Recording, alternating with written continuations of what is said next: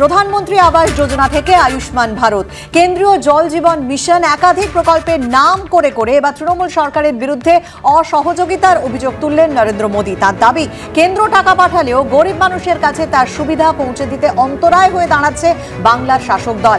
কেন্দ্রের বিরুদ্ধে বঞ্চনার অভিযোগ তুলে ফের সরব হয়েছে তৃণমূল।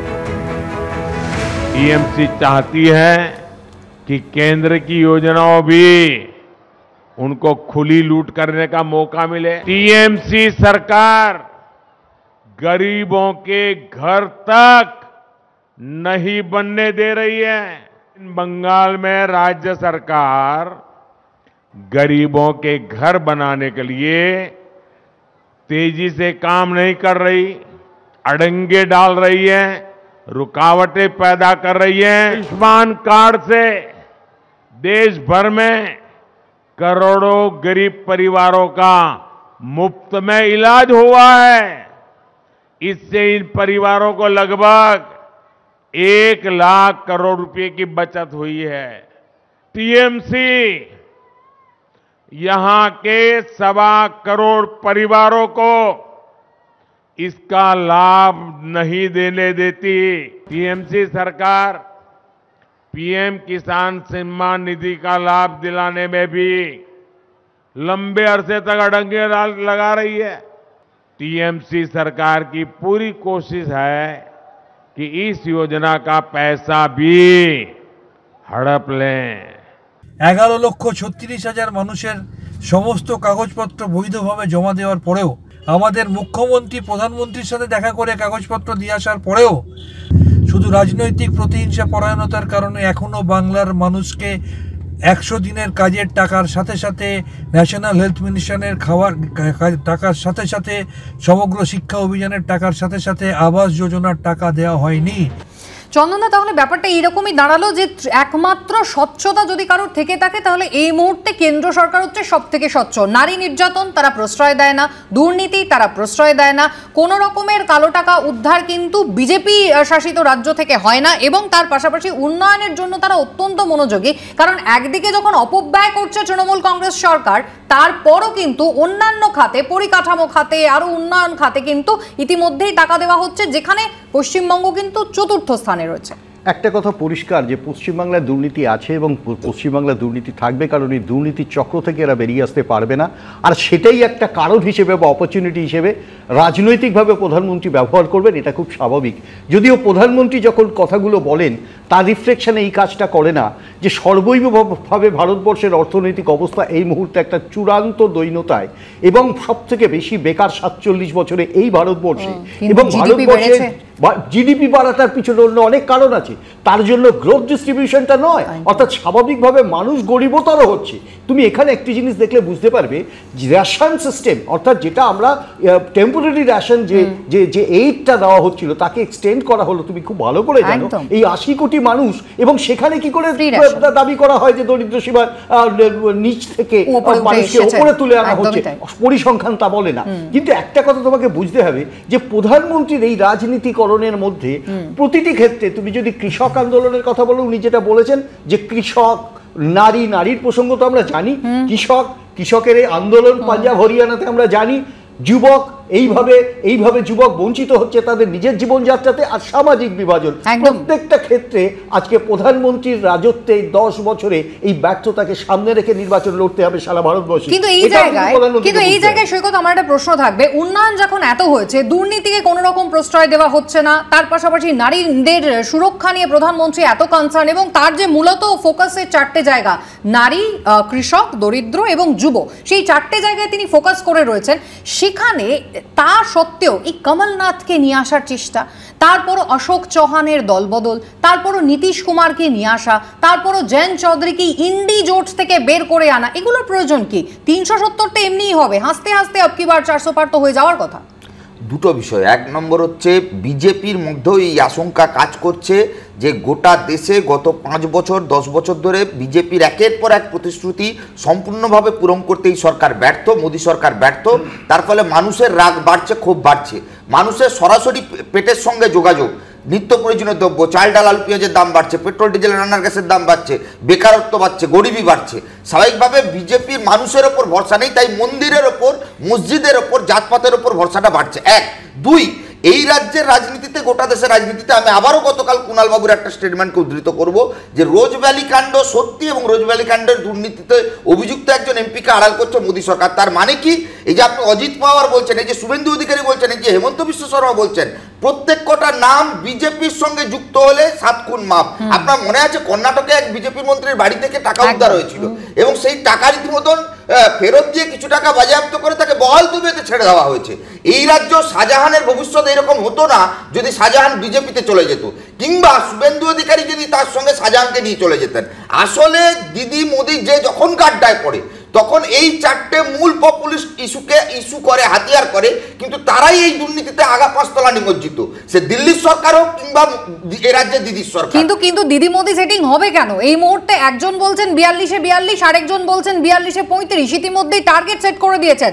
রাহুল দা পুর্ব ভারতকে পাখির চোখ করছেন, অমিত শাহ একেবারে ধর্মতলা থেকে এসে বলছেন যে জয় যাত্রাটা যেন এই রাজ্যকে কেন্দ্র করে শুরু হয়। তো নিঃসন্দেহে সন্দেশখালী যে পাখির চোখ হবে সে তো জানাই কথা। শাসক দলের আরেকটু বেশি মনোযোগী হওয়া উচিত ছিল না, সতর্ক হওয়া উচিত ছিল না সন্দেশখালী নিয়ে। বারবার বলছে না সেটিং তত্ত্ব। প্রথম কথা হচ্ছে তুমি যা একটু চন্দন অর্থনৈতিক অবস্থা নিয়ে বললেন, বাকি ভারতবর্ষে দাঁড়িয়ে যে কোনো দল সবচেয়ে বেশি ম্যালাইন্ড হয়েছে, অভিষেক বন্দ্যোপাধ্যায়ের বাড়িতে বারবার সিবিআই এসছে, বারবার তৃণমূলকে হেনস্থা করা হয়েছে, তারপরেও সেটিং তত্ত্ব কি করে আমি বলি ডেকে পাঠানো হয়েছে এবং বারবার মেলাইন করার পরেও সবচেয়ে বেশি হেকেল্ড হয়েছে যে দল, তার নাম তৃণমূল কংগ্রেস। সেখানে দাঁড়িয়ে সেটিং তত্ত্ব মানে নেই, সৈকত তাতেও চেঁচাচ্ছে। তা পিনারাই বিজয়ন কি হলো? স্বর্ণ পাচার নিয়ে তো উনি ধৃত হয়েছিলেন, কোথায় গেল তার বিরুদ্ধে ব্যবস্থা? পিনারাই বিজয়ন নিয়ে একটা কথা বলা ধৃত, আমি বলছি স্বর্ণ পাচার নিয়ে অভিযুক্ত ছিলেন, তা তার নামে কি তুই বলো না। আরে ভাই তাই তো বলছি, কেন ডাকেনি? আরে আমারও তো প্রশ্ন, আমারও তো প্রশ্ন, সেটিং কার সাথে কার বোঝা মুশকিল। আজকে তাই পদে প্রশ্ন উঠছে। আমার প্রশ্ন আদালত বলছে অভিষেক বন্দ্যোপাধ্যায়ের বাড়ির অ্যাড্রেসটাকে আমাকে বলে দিতে হবে। আজকে দাঁড়িয়ে সুতরাং একথা আদালতের মানা বেশি তৃণমূল কংগ্রেস ক্যাটেল করার পরেও সেটিং তত্ত্ব অসার তত্ত্ব। কিন্তু রাহুল বাবু প্রশ্ন তো এটা উঠবে, শিক্ষায় নিয়োগ দুর্নীতি কি হয়নি? তদন্তের স্বার্থে যদি এজেন্সি ডেকে থাকে তাহলে প্রশ্ন তো এটা উঠবে যে সত্যি কি দুর্নীতি হয়নি? শিক্ষায় নিয়োগ দুর্নীতিকে অস্বীকার করা যায়? পুরো নিয়োগ দুর্নীতিকে অস্বীকার করা যায়? আদালতের বাইরে একটা আদালত বসতে লাভ নেই আমাদের বক্তব্য হচ্ছে যদি কোথাও দাঁড়িয়ে নির্দেশে তদন্ত চলছে, আমি তো বলছি সেটাই বলছি, তাই আদালতের বাইরে আমি শেষ করি। সুতরাং যদি কোথাও অন্যায় বা দুর্নীতি হয়ে থাকে বেশ শাস্তি হোক না, সাজা হোক না, তার মানে এই প্রপাগান্ডা নিয়ে বারবার বিরোধীরা খোলা জলে মাছ ধরবে আর বারবার আমাদের একই কথা শুনতে হবে। আমি বলছি রাহুল বাবুকে আমি ডিস্টার্ব করতে চাই, আমি একটা প্রশ্ন করতে চাই। কুণাল বাবু বলছেন যে এই রাজ্যে বিজেপি নাকি ঠিক করে দিচ্ছে যে তৃণমূলের উত্তর কলকাতার প্রার্থী কি হবে। তার হয়ে ডিফেন্ড কে করতে আসছে জয়প্রকাশ মজুমদার, প্রাক্তন বিজেপির নেতা, আর এই রাজ্যের প্রধান বিরোধী দল ভুলিয়ে যাচ্ছে।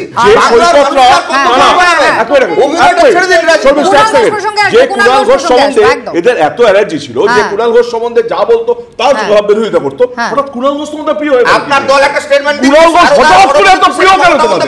কি হবে কোন চালু বলে হলো কি করে? এত তাড়াতাড়ি কুণাল ঘোষ অ্যালার্জি হলো কি করে রাহুল দা? কুণাল ঘোষ সম্বন্ধে অ্যালার্জি ছিল এদের, আমি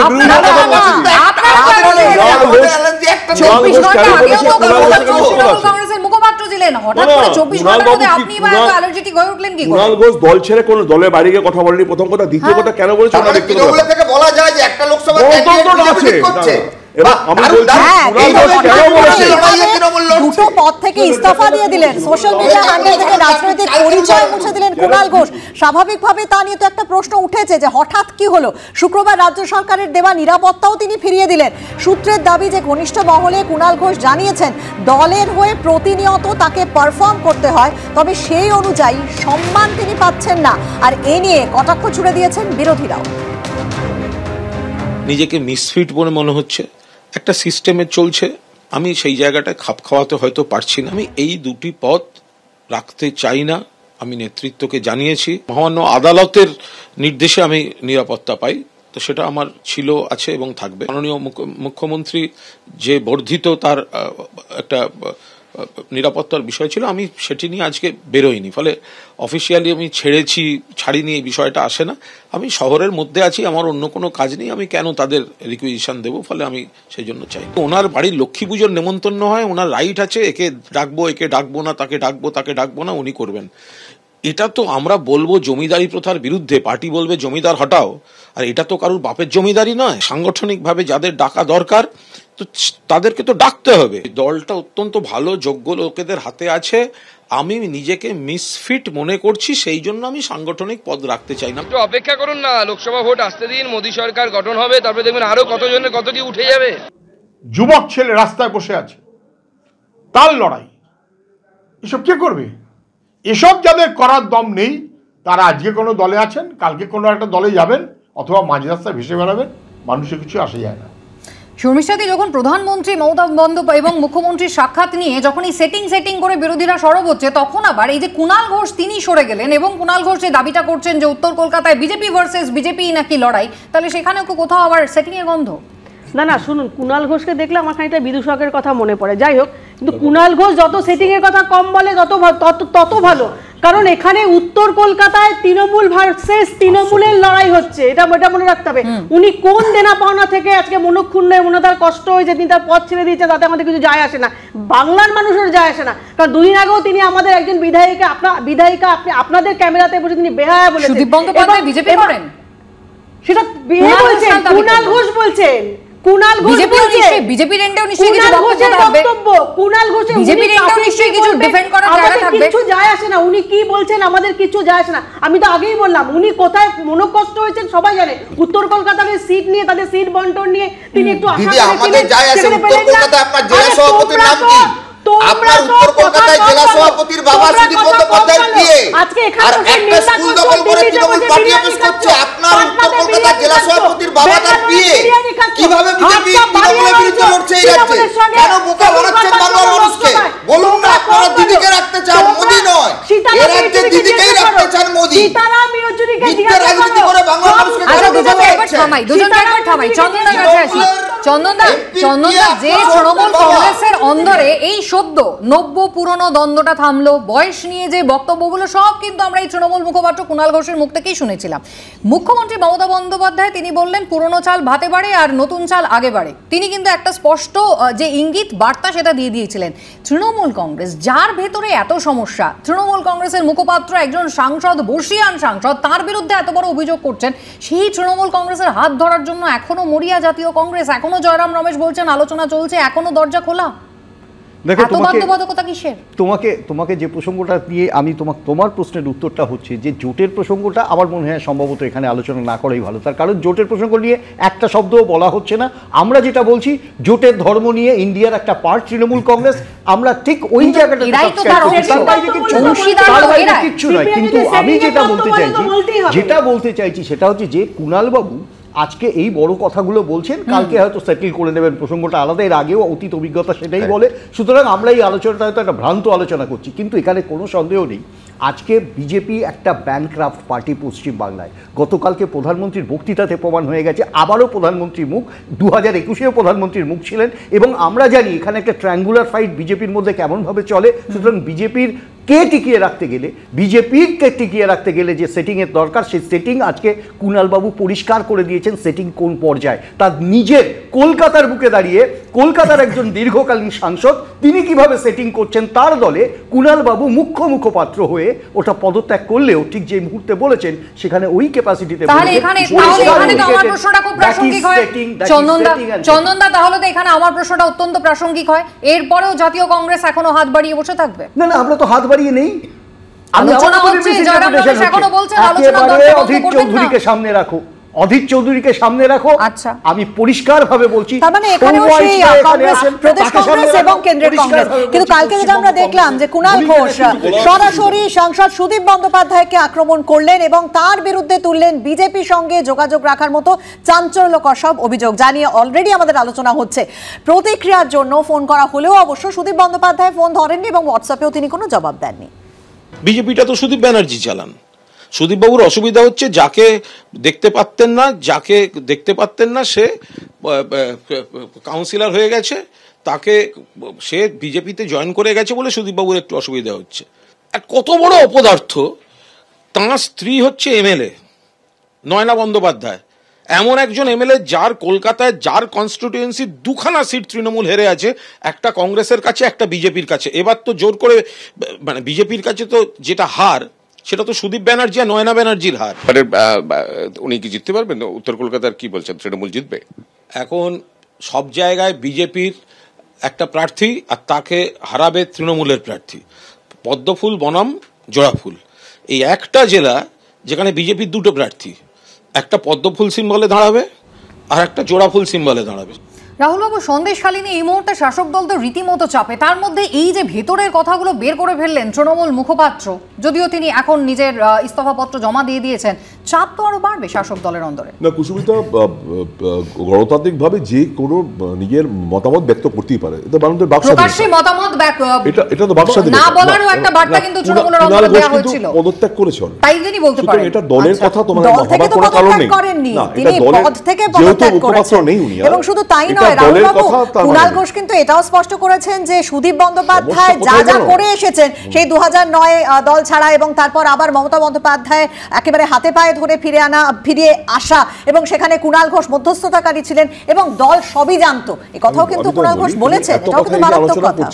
একটা আগের বলছিলাম আমরা, যখন ওই 3D না 3P কথা বলেছিল তথাগত রায়, বিজেপিতে দাঁড়িয়ে একদম সরাসরি কেন্দ্রীয় নেতাদের নাম বলেছিল, এরা পয়সায় মানে দুর্নীতিতে জড়িয়ে আছে, এরা কামিনী কাঞ্চনে জড়িয়ে আছে, একদম স্পষ্ট অভিযোগ করেছিলেন প্রাক্তন রাজ্যপাল এবং দলের প্রাক্তন রাজ্য সভাপতি।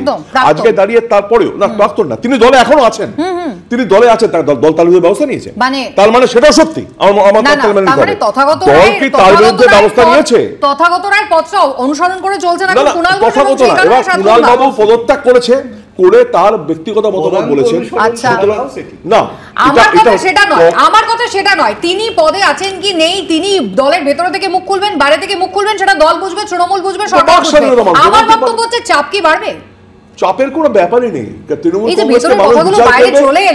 কংগ্রেসকে মানুষ বিচার করবে, তার উন্নয়নের ভিত্তিতে। কিন্তু তথাগত রায় যখন কামিনী কাঞ্চনের কথা বলেছিলেন, তখন কিন্তু তৃণমূলের তরফ থেকে বারবার বলা হয়েছিল যে বিজেপি সাংঘাতিক অস্বস্তিতে রয়েছে। দলের ভেতরে থেকে কেউ মুখ খুলবেন নাকি দলের বাইরে গিয়ে মুখ খুলবেন, সে একেবারেই দলের ব্যাপার। মুখ্যমন্ত্রী মমতা বন্দ্যোপাধ্যায় স্পষ্ট বার্তা ছিল যে যা বলতে হবে একেবারে ক্লোজ ডোর আলোচনা হবে, দলের বাইরে গিয়ে কোনো রকম দরজার বাইরে গিয়ে মন্তব্য করা যাবে না।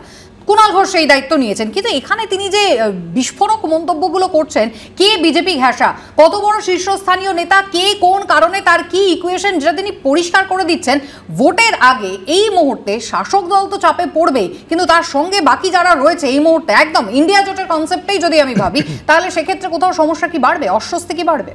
না দেখুন, এটা অস্বস্তি নয় আর তৃণমূলের মধ্যেকার চাপও নয়। তার কারণ বিজেপির সঙ্গে তিনবার ঘর করা তৃণমূল কংগ্রেসের একজন মুখপত্র অফিসিয়ালি তিনি বলছেন যে তৃণমূলের একজন এমপি তিনি গত দুটো টার্ম ধরে তৃণমূলের মধ্যে থেকে বিজেপি করেছেন।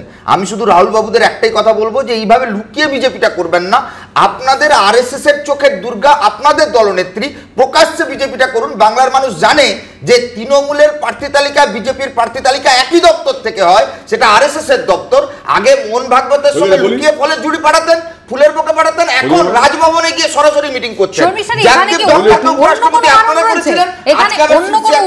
অন্য কোনো সমীকরণ কাজ করছে বলে মনে হয় না। না, সেটিং তত্ত্বের প্রবক্তাই সিপিএম কংগ্রেস, এদের কথা যত কম শোনা তত ভালো, কারণ এরা আমরা জানি। আর যাকে চোর বলতো গলি গলি মে চোরা, রাজীব গান্ধী চোর, এখন কথা হচ্ছে শুধু কুণাল ঘোষ বলে দিয়েছেন আমি অভিষেক ব্যানার্জি খুব ভালোবাসি, অভিমান হয়েছে কালকেই ভাব হয়ে যাবে, কিন্তু এটা কোনো ইস্যু হতে পারে না। কিন্তু পশ্চিমবাংলার এখন যে জ্বলন্ত যে সমস্যাগুলো, শিক্ষা, স্বাস্থ্য থেকে শুরু করে খাদ্য, সমস্ত মানুষ জেরবার, এই সমস্যাগুলো হচ্ছে প্রধান, এবং সেটার দিকে মুখ ফেরাতে এরা বিভিন্ন নাটক করছে, এবং সেই নাটকে পশ্চিমবাংলার মানুষের কিছু যায়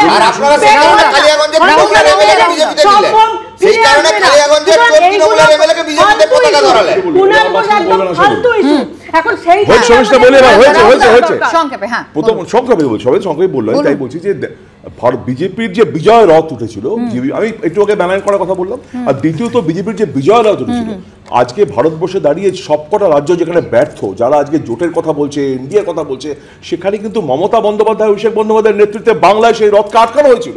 আজকে বিজেপি যদি কোথাও ধাক্কা খেয়ে থাকে সেটা পশ্চিমবঙ্গ। আজকে দাঁড়িয়ে সেই বিজেপির বিরুদ্ধে না না না তাতে কিছু না, আমার আপোষের লড়াই, আপোষের লড়াইটা খালি